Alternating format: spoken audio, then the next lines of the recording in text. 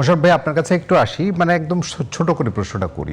উনার কথার এসেন্স যদি আমি বুঝে থাকি, যে একটা বিরোধী দলও মোটামুটি নতজানু বিরোধী দল, মানে এই নতজানু বিরোধী দলের কারণে সরকারকে একটু রিলাক্টেন্ট মোডে কিনা, এবং একই সঙ্গে উনি কিন্তু শঙ্কাও প্রকাশ করেছেন যে আদৌ এই সরকার 5 বছর চলতে পারবে কিনা, এমন কথা ওনাকে আছে। না, ওনার তো ব্যক্তি যে কোনো মন্তব্য করার মতো তো তার সেই ফ্রিডম অফ স্পিচ যেটা উনি বলে সেটা তো আছে। এখন উনি বেশ কিছু বলেছে যে আজকে একটা উদাহরণ দিলে একটা মালিকের ইন্ডাস্ট্রি বন্ধ হয়ে গেল, কেন বন্ধ হলো, এই কথাটাই কিন্তু আজকে আপনি আলোচনার বিষয়, যে আমাদের জ্বালানি সংকট, বিদ্যুৎ সংকট, ব্যাংকের তারল্য সংকট, এই সংকটগুলিতে আমি আমার ধারার তৈরি না, আমি তো এটাকে রিপেয়ার করছি। আপনি দেখেন এই যে উনি এই কথাও কিন্তু বিরোধী পক্ষ মানতে নারাজ। না, আমি এক্সাম্পল দিয়ে আপনাকে বলি।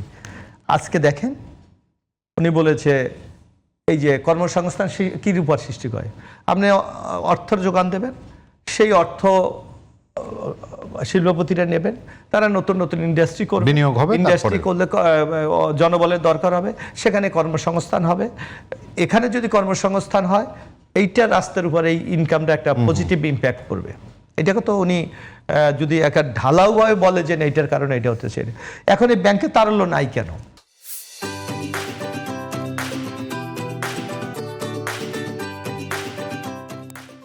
আমি ব্যারিস্টার জুবায়ের সমর্থন বলে নিশ্চয় জুবায়ের জবাব দেবেন নাই কেন। আপনি দেখেন ব্যাংকগুলো এখন দেউলিয়া হয়ে গেছে, তারা নিজেদের যে দৈনন্দিন যে খরচ সেটাই চালাইতে পারছে না, বেতন দিতে পারছে না। আজকে আমি ওই দিন শুনলাম যে জনতা ব্যাংক থেকে প্রায় 80,000 কোটি টাকা নাই, সরকারি ব্যাংকের মধ্যে সবচেয়ে সংকটে রয়েছে।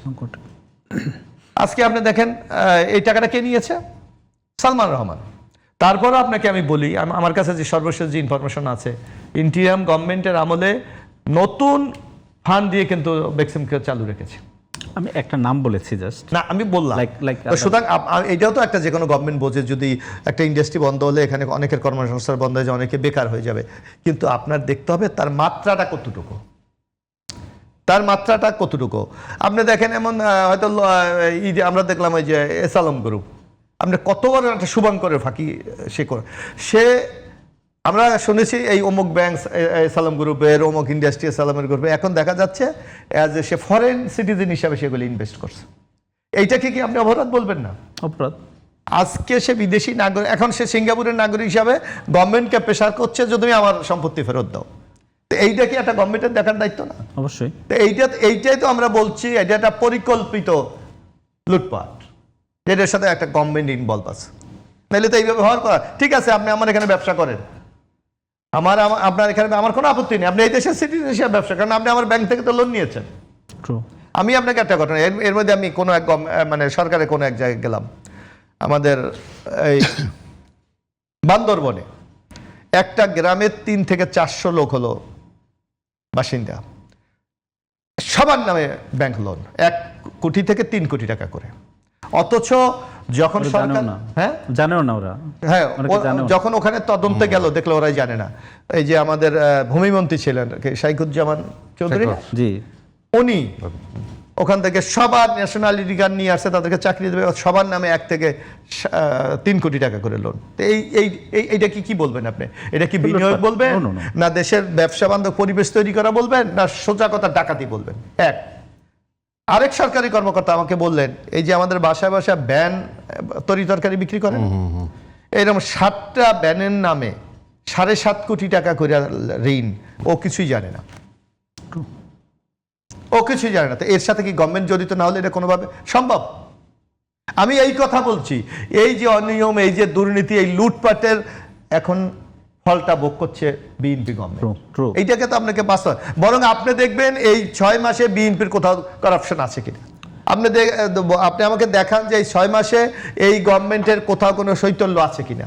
আপনি দেখেন এই 6 মাসে কেউ যদি বিনিয়োগ করতে চায়, কেউ যদি নতুন নিচ্ছে, সেখানে সরকার সহায়তা করে কিনা। যার জন্য আপনি দেখবেন এখন সরকার একটা নিয়ম করার চেষ্টা করছে যে আপনাকে যদি ইন্ডাস্ট্রি করতে হলে আপনাকে সোলার সিস্টেম করে যেতে হবে, যাতে কোনো সংকট তৈরি না হয়। এগুলি তো আগে, এই প্ল্যানগুলি তো আগে করা হয়নি। এখন নতুন নতুন গ্যাস ফিল্ডে আমরা অনুসন্ধানের চেষ্টা চালাচ্ছি। আমরা সমুদ্রে কি বলে ওই যে যেটা কূপগুলি ওগুলি খননের জন্য ইন্টারন্যাশনাল টেন্ডার আহ্বান করা হচ্ছে। আজকে আমি ভোলায় ওই গ্যাসগুলি যাতে ন্যাশনাল গ্রিডে যোগ করা যায় তার জন্য আমি ব্রিজের চেষ্টা করছি, অথচ গভর্নমেন্ট দেখেন। তবে এগুলো সবই কিন্তু দীর্ঘমেয়াদী। অবশ্যই আপনাকে তো একটা ফল তো পেতে হলে একটু সময় লাগবে। এর মধ্যে আমরা স্পট মার্কেট থেকে এলএনজি আমদানি করিডোর একটা পরিস্থিতি সামাল দেওয়ার তো চেষ্টা করা হচ্ছে। তা আপনাকে দেখতে হবে গভর্নমেন্ট। তারপর আপনি দেখেন সবচেয়ে বড় যেই জিনিস, এখানে অস্বীকৃতির কোনো সংস্কৃতি নেই। আপনি দেখেন যেই কমপ্লেইনটা উত্থাপিত হয় মাননীয় প্রধানমন্ত্রী নিজে কিন্তু অ্যাড্রেস করে, এবং সাধারণ মানুষের সাথে যে তার ইন্টারঅ্যাকশন, এইটা আমি মনে করি এই সংকট সমাধানে সবচেয়ে জোবায়ের ভাই